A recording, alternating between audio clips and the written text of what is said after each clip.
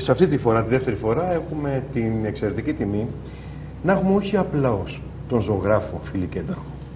Γιατί μπορεί να μας ακούνε και κάποιοι άλλοι ζωγράφοι και να σου πούνε για κάτσε μισό λεπτό. Τόσο έρωτα, εντάξει, εμείς είμαστε κοραγιανίτες, αγαπάμε το χωριό μας. Αλλά εκτός από αυτό όμως, ο Φίλος ο Κένταρχος, για όσους κερκυραίους δεν έχουν παρακολουθήσει τις εξελίξεις, είναι ένας πρεσβευτής του κερκυραϊκού πολιτισμού. Είπε στο θέμα πολύ σωστά η τέχνη σήμερα, η Κερκυραϊκή Σχολή Υδατογραφίας και η Πολυμορφική Ζωγραφική ετοιμάζεται να πάει στη Ρωσία. Πηγαίνει η Ιταλία, πηγαίνει η Ολλανδία. Ο ίδιος διαφημίζει, προβάλλει την Κέρκυρα. Δεν είναι τυχαίο ότι οι Ρώσοι έρχονται εδώ πέρα, οι μεγαλύτερες ακαδημίες εικαστικών στη Ρωσία έρχονται εδώ πέρα και τον ζητούν, ετοιμάζεται πάλι να πάει. Είναι ένα σημείο αναφοράς. Και επειδή εμείς εξοικειωνόμαστε με τον Φίλη τον Κένταρχο, λέμε έλα, ο θείος Φίλης, έτσι τον νιώθουμε εμείς και τον αγαπάμε. Δεν είναι όμως μόνο αυτό, είναι και μια προσωπικότητα. Γιατί ξέρεις, Σπύρο μου και Άρη μου, έχουμε αυτό το ελάττωμα οι Κερκυραίοι. Δεν εκτιμάμε τα δικά μας παιδιά. Ναι. Μόλις αναγνωριστούν εκτός Κερκύρας, ναι, τότε λέμε. Ναι. Αγαπάμε και τιμούμε στο πρόσωπό του όλους. Ούτε και τότε πολλές φορές. Ούτε και τότε. Παράδειγμα... έχουμε γκρίνια γιατί μας έχουν ξεχάσει και έχουν φύγει από εδώ. Σίγουρα. Παράδειγμα Ρένα Βλαχοπούλου.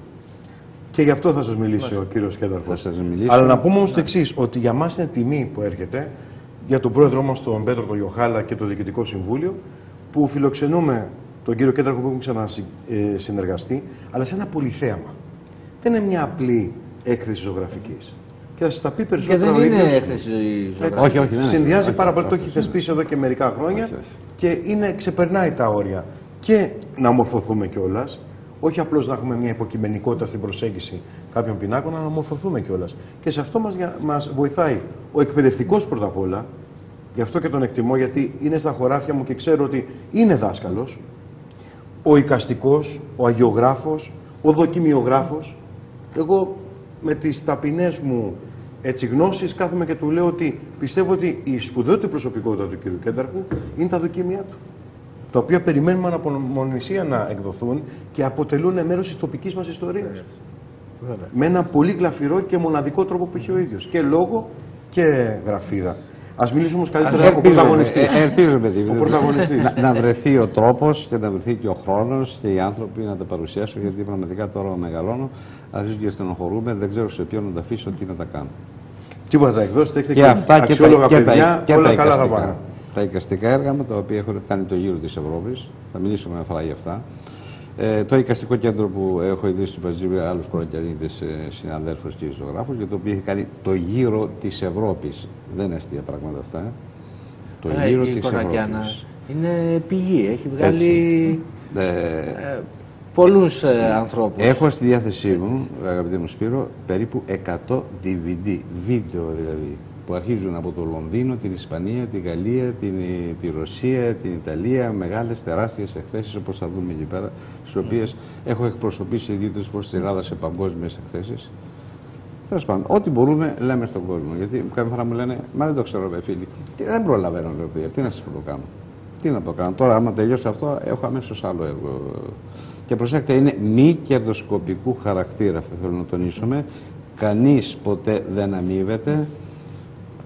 Ποτέ δεν κάνουμε εμπόριο τέχνης, έτσι. Κάνουμε εμπόριο πνεύματος, την προβολή της πατρίδας μας και ειδικά της Κέρκυρας, που είναι τόσο όμορφος, τόσο χαριτωμένος τόπος. Έχω δει πολλές φορές, αισθάνομαι ευτυχής που γεννήθηκα στην Κέρκυρα. Αυτό είναι κάτι που πρέπει να το σημειώσουμε, διότι συνήθως σε πολιτισμική πολιτική πάντοτε θέτουμε στο τραπέζι χρειαζόμαστε χρήματα, χρειαζόμαστε χορηγούς. Και εδώ υπάρχουν άνθρωποι που προσφέρονται, γιατί και αυτό είναι σημαντικό, γι' αυτό το στηρίζουν. Γιατί προσφέρεται και τα δίνει και μου λέει ο άνθρωπος πολλές φορές πλήρωσα 4.000 ευρώ από την τσέπη μου για να γίνει αυτό. Δηλαδή μιλάμε για πολλά έτσι. Και δεν βρίσκεις ούτε την αναγνώριση. Τουλάχιστον τη δική συμπαράσταση. Πιθανόν επειδή μας ακούνε και νέοι άνθρωποι, όπως εδώ πέρα και άλλους, ας πούμε, και νέα παιδιά, τα οποία θα μας διαδεχθούν πώς ακούω εμείς. Εγώ τώρα διδάσκω περισσότερο παρά εργάζομαι. Να πω και τούτο, κάποια φορά πώς τα καταφέρατε που λέει αυτά τα πράγματα. Να σας πω, το πράγμα είναι απλό. Να το ακούσετε κι εσείς, να το ακούσετε και τα παιδιά και είναι οι άνθρωποι. Χρήματα δεν μας δώσανε ποτέ. Ή ελάχιστα πράγματα, αστεία πράγματα. Πώς τα καταφέραμε, να σας πω. Καταρχήν, εγώ έχω στην Ευρώπη παραπάνω από 100.000-200.000 φίλους σε όλες τις πόλεις. Μαζί με αυτούς, οι άνθρωποι αυτοί έχουν ιδρύσει μικρά εικαστικά κέντρα σαν το δικό μου. Από εκεί τα πήρα εγώ τα πρότυπα. Δηλαδή 5, 6, 7 άνθρωποι το πολύ. Γιατί? Διότι τα κέντρα αυτά, είτε αυτά είναι εικαστικά, είτε ξέρω εγώ είναι μουσικά, είτε πρέπει να είναι μικρά, ώστε να είναι εύκολη η μεταφορά, να μην είναι τεράστια τα έξοδα. Να είναι εύκολος ο ύπνος, η διατροφή, να είναι ευέλικτη μηχανισμοί. Να είναι εύκολα, παραδείγματος χάρη, εύκολες οι αίθουσες που θα εκθέσουν. Εύκολα τα μέσα μαζικής ενημέρωσης, ο τύπος, τα πάντα όλα αυτά. Αν τώρα πάρεις 100 άτομα, παραδείγματος χάρη, πού θα πάνε, πού θα ταξιδέψουν, πού θα φάνε, πού θα πιούνε, πού θα κοιμηθούν, πού θα εκθέσουν, πού θα παρουσιαστούν. Είναι δύσκολα. Λοιπόν, εγώ τα πήρα. Άρα αυτά. Μικρά ευέλικτα σχήματα να μπορούν να λειτουργήσουν. Λοιπόν, έχω ένα σπίτι στην Κορεντιάνα, το ξέρει ο αγαπητός. Αυτό ήταν πάντα το ξενοδοχείο των κλειτών φίλων. Έρχονταν εκεί, τους φιλοξενούσαμε, απλοί άνθρωποι είμαστε. Πόσα άτομα δηλαδή φιλοξενούσαμε? Μέχρι 7-8. Α, μια χαρά. Ναι, μέχρι. Είμαστε τόσο απλοί εμείς οι καλλιτέχνες, δεν μπορεί να φανταστείς. Δηλαδή, άμα δεν είχαμε χώρο, έβαζα μια κούβερτα στο πάτωμα, κοιμόμαστε, εντάξει. Μαγείρευε η γυναίκα μου, βοηθούσαν και οι κυρίες οι άλλες συνάδελφοι και ήταν μια χαρά, όλοι ευχαριστημένοι. Όταν πήγαινα όμως στον τόπο το δικό τους, μας ανταπέδιδαν αυτή την φιλοξενία. Δηλαδή, έφευγαμε από εδώ πέρα με ένα εισιτήριο φτηνό, αυτά που πουλάνε. Φτάναμε εκεί πέρα, μας περιμέναμε με τα αυτοκίνητά τους, μας παίρνανε στα σπίτια τους. Πολλές φορές στον τόπο είχαμε εντύπωση, στο Ρόσμαλεν εφήγανε από το σπίτι τους μία οικογένεια με 2 παιδιά, μας έδωσε το σπίτι όλο για να μείνω εμείς τότε και αυτοί πήγαν και έμειναν σε σπίτι άλλου συναδέρφου. Πού έγινε αυτό? Αυτό έγινε στο Ρόσμαλεν. Μάλιστα, ήταν και η Δαφνή, η Άννα δημοσιογράφα, τη ρωτήσατε και πολλοί άλλοι κερκέ. Στα πού αυτό το πράγμα το πηγαίνονταν. Με τα αυτοκίνητά τους μας μετέφεραν. Κύριε Κεντάρχη, όμως, τώρα θίγεται ένα πολύ σημαντικό κομμάτι σε ό,τι έχει σχέση με την τέχνη, για τον τρόπο που ζουν οι πραγματικοί ίσως καλλιτέχνες. Βέβαια, οπωσδήποτε. Γιατί αυτό που βλέπουμε στις μέρες μας, ιδίως αυτό το παγκόσμιο χρηματιστήριο της τέχνης, είναι πρώτον ότι παίζονται τρομερά συμφέροντα εκεί βέβαια. και πάρα πολύ χρήμα. Όμως, ο καλλιτέχνης, ο πραγματικός, έχει ανάγκη από το χρήμα για να αναγνωριστεί το έργο του ή το έργο του κάποια στιγμή, αν αξίζει, θα αναγνωριστεί έτσι κι αλλιώς. Και το θέμα είναι ότι ποιος θα εισπράξει όλο αυτό. Ποτέ ο καλλιτέχνης. Ποτέ ο δημιουργός. Αυτό δεν είναι λίγο άδικο? Αυτό είναι το πρώτο σκέλος. Ποτέ ο δημιουργός. Το πρώτο σκέλος της ομιλίας, της διάλεξης, τέχνη σήμερα. Και αυτό είναι σημαντικό να μας πείτε λίγο, δάσκαλε. Λοιπόν, να σας πω λίγα πράγματα από το τι θα γίνει περίπου. Γιατί αξίζει ο κόσμος να βάλουμε σε μία σειρά, να ξέρει τι θα δει. Μην νομίζετε ότι θα δει μια έκθεση εκεί πέρα, θα φύγουμε και θα κάνουμε. Όχι. Κοιτάξτε, είναι πάρα πολλές εκδηλώσεις. Αρχίζουμε δηλαδή καταρχήν με μια ομιλία η οποία αναφέρεται στην εισαγωγή της δημιουργίας. Είναι η γέννηση της τέχνης. Επειδή έχω ασχοληθεί με τη φιλοσοφία και έχω σπουδάσει κιόλας, εν πάση περιπτώσει έχω γράψει ένα βιβλίο, πολύ όμορφο, είναι μικρό βέβαια, η εισαγωγή στη δημιουργία. Είναι κάτι συγκλονιστικό. Είναι η γέννηση της τέχνης. Έχει ένα καταπληκτικό, το ακούσατε, είναι πολύ συγκινητικό. Φαίνεται να είναι φτιαγμένο σε άλλους πλανήτες και ξεκινάει τη δημιουργία της τέχνης από τη δημιουργία του σύμπαντος, από την πρώτη έκρηξη. Το Big Bang. Το Big Bang. Εξάλλου και ο Θεός, ο δημιουργός, όπως και να το πάρουμε, αυτό ήταν ποιητής, έτσι. Ναι, δημιουργός. Αυτό μόνο να ακούσετε, νομίζω αξίζει τον κόπο να επισκεφτείτε το χώρο μας στο γυμναστήριο. Δεν είναι πολύ μεγάλο, μία σελίδα. Αλλά είναι συγκλονιστικό πώς περνάει η ενέργεια, πώς μετατρέπεται σε μορφές τέχνης και είναι καταπληκτικό να μην κουράσουμε τον κόσμο. Αυτά μπορείτε να το δείτε ζωντανά. Να πούμε 2 λόγια, γιατί νομίζω ότι εκεί είναι η βάση των όλων. Δηλαδή, όταν λέμε δημιουργία, όταν λέμε τέχνη, νομίζω ότι οποιοδήποτε δημιουργεί από το οτιδήποτε. Δηλαδή, και ένα χαρτί να πάρεις και να κάνεις ένα σκίτσο είναι τέχνη, είναι δημιουργία. Ή υπάρχει διαφορά? Κοιτάξτε, δημιουργία υπάρχει. Παντού υπάρχει δημιουργία. Σημασία έχει τι μορφή δημιουργία υπάρχει. Σας διαβάζω μία γραμμή, γιατί με βάζετε σε πειρασμό. Κάθε δημιουργία είναι μία σπίθα ενέργειας, μικρή ή μεγάλη, που συνεχώς μεταπλάθεται. Γίνεται φως ή σκοτάδι, ήχος ή σιωπή, γίνεται χρώμα, κίνηση ή στάση, όνειρο, έκσταση, προφητεία, συναίσθημα, θάνατος ή νέα ζωή. Από εκεί ξεκινάει. Αυτή είναι η τέχνη της ζωής όμως. Πολλά όμως διαδεκτικά. Όλα τα βάλα μέσα. Δεν είναι μόνο ζωή, τα πάντα. Όσα μπορούσαν να χωρέσουν. Και από εκεί ξεκινάει έπειτα ο τρόπος που παράγεται, που δημιουργείται. Να πάμε και παρακάτω, γιατί βλέπω και το χρόνο όμως. Τώρα, συγγνώμη, γιατί έχουμε και ένα βίντεο να δείξουμε στο τέλος. Χαρά μου, θα κάνω μια ειδική εκπομπή γι' αυτό. Να κάνουμε μια ειδική εκπομπή. Πολύ να ρωτήσω κάτι. Η τέχνη στην εποχή της κρίσης, επειδή έχει γίνει μεγάλη συζήτηση και υπάρχει μεγάλος προβληματισμός, είναι πολυτέλεια ή είναι ανάγκη? Είναι ανάγκη. Δεν είναι πολυτέλεια. Ο καλλιτέχνης. Τα έχω εδώ μέσα όλα αυτά. Μ' αρέσει να ερωτήσω. Γιατί είναι σαν να μου διαβάζει το κείμενο. Είναι πολύ λατρεύω την τέχνη και λατρεύω και φλερτάρω με τη φιλοσοφία. Γι' αυτό. Ακριβώς. Επειδή αυτό ακριβώς εδώ πέρα είναι συμπυκνωμένο ένα ολόκληρο βιβλίο. Δεν το είδα, δεν θα το βρείτε στο ίντερνετ, δεν θα το βρείτε πουθενά. Εγώ αυτά τα γράφω στο όνειρό μου. Θα σας πω κάτι που ίσως να το θυμηθείτε. Εγώ είχα πολύ καλούς δασκάλους. Είχα 7-8 χρόνια πανεπιστημιακή εκπαίδευση στην Ευρώπη, παντού γυρίζω και τελικά βρήκα 2 καλούς δασκάλους. Ο πρώτος ήταν ο Κώστας Λομόντι, ο μεγάλος ποιητής ο Κύπριος, γνωστό όνομα, 3 φορές υποψήφιος Νόμπελ. Τώρα δεν το πήρε, άλλο θέμα, είναι άλλα πράγματα. Και μόνο που έφτασε εκεί. Και έμενα από αυτό, είναι πολύ σημαντικό. Και ο Λεοπόλδος Σενκόρ, ο πρόεδρος της Παγκοσμίου Ενώσεως Ποιητών και γενικά συγγραφέων, και πρόεδρος της Σενεγάλης της Δημοκρατίας. Αυτοί ήταν οι 2 φίλοι μου, οι 2 δασκαλοί μου. Έμαθα πολλά πράγματα από αυτούς. Σημαντικό. Δηλαδή, σε όλα τα πανεπιστήμια και σχολές όσα μου είπαν αυτοί οι άνθρωποι. Και η συμβολή τους... Αν μου επιτρέπετε, εγώ πάντα λέω ότι στα πανεπιστήμια μαθαίνεις πολλά περισσότερα στους διαδρόμους παρά μέσα στις αίθουσες. Λοιπόν, όχι που υποβαθμίζουμε την αξία της διδασκαλίας, αλλά αυτό είναι. Η συμβουλή του Μόντι, η πρώτη που έδωσε, ποιος εγώ, φίλη μου λέει, όταν θα πήγαινες για ύπνο, θα έχεις ένα μπλοκάκι και ένα μολύβι, θα το βάζεις δίπλα στο μαξιλάρι σου και όταν ξυπνάς και σου έρθει στο μυαλό κάτι, αμέσως θα το καταγράψεις. Γιατί αν δεν το καταγράψεις και πεις αύριο το γράφω, δεν πρόκειται ποτέ στη ζωή σου να το ξαναδείς. Ούτε θα το ξαναθυμηθείς, ούτε θα το ξαναδείς ποτέ. Είναι μια σπίθα ενέργειας που χάνεται και περνάει σε άλλους. Τώρα αυτό που μας περιγράφετε, γιατί θα πάμε σε άλλα μονοπάτια, είναι σημείο αναφοράς γενικότερα το θέμα της αντίληψης. Αλλά εγώ λέω κασετοφωνάκι. Έχουμε ο άνθρωπος διαθέτει ένα όργανο το οποίο λειτουργεί συνεχώς. Είναι το μυαλό, δεν σταματάει το μυαλό ποτέ. Ποτέ. Ενέργεια.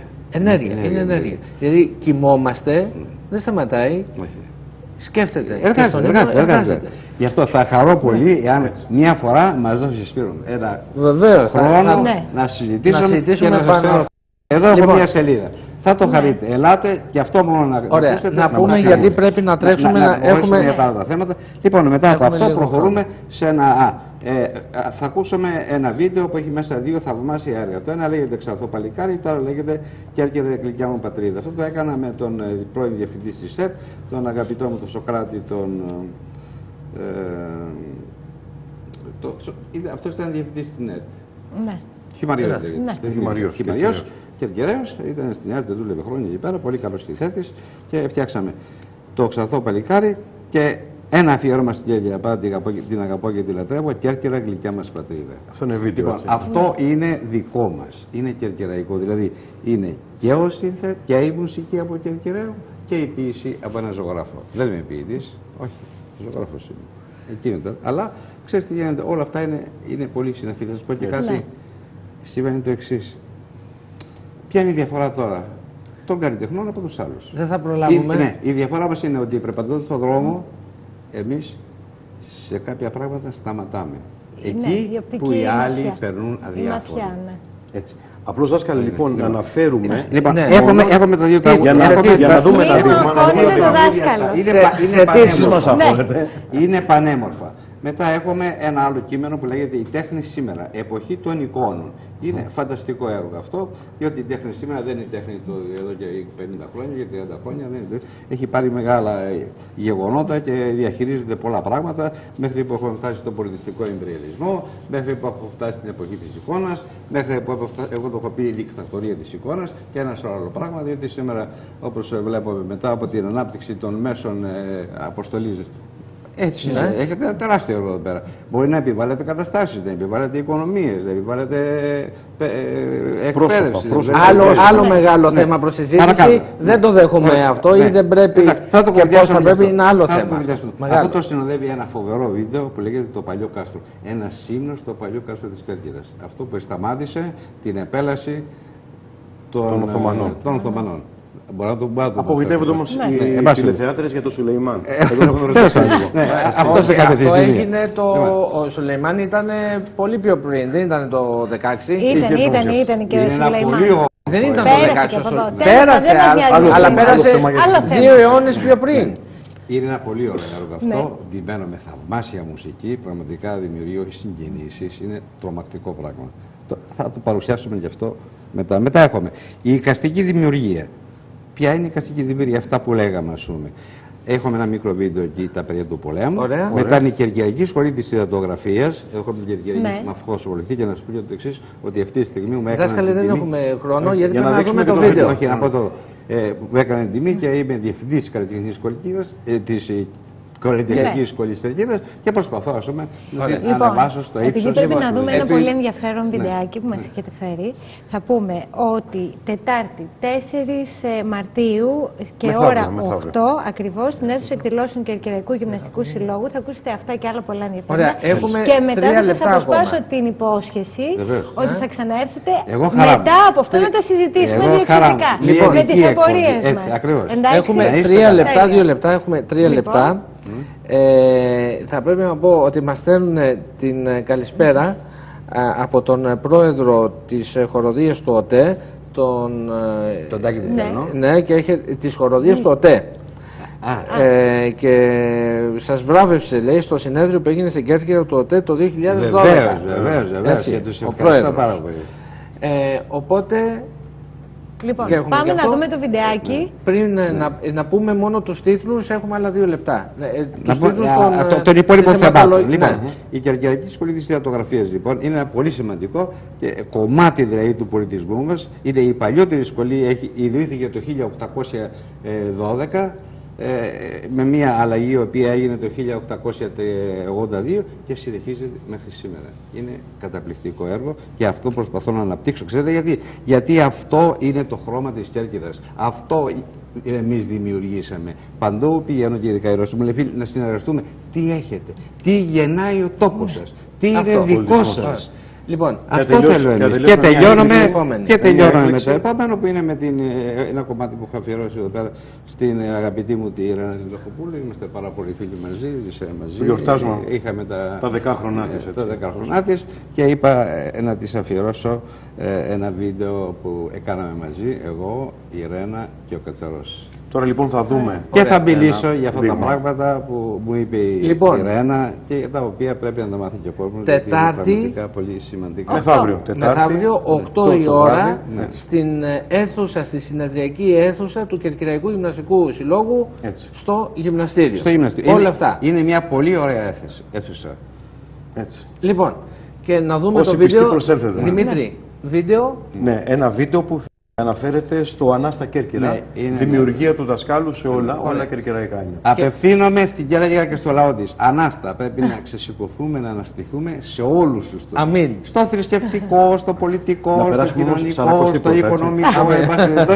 Αυτό είναι μια έκκληση, ας πούμε, προς τον λαό της Κέρκυρας, διότι νομίζω το χρειαζόμαστε. Αυτή την Ανάσταση τη χρειαζόμαστε. Ευχαριστούμε για τη φιλοξενία ως φορέας, πάντοτε σας ευχαριστούμε. Και θα ξανάρθουμε, θα ξανάρθετε, εμείς θα ξανάρθουμε, έτσι κι αλλιώς. Κλείνουμε με το βίντεο. Θα τα πούμε αύριο. Το βίντεο τώρα. Γεια σας.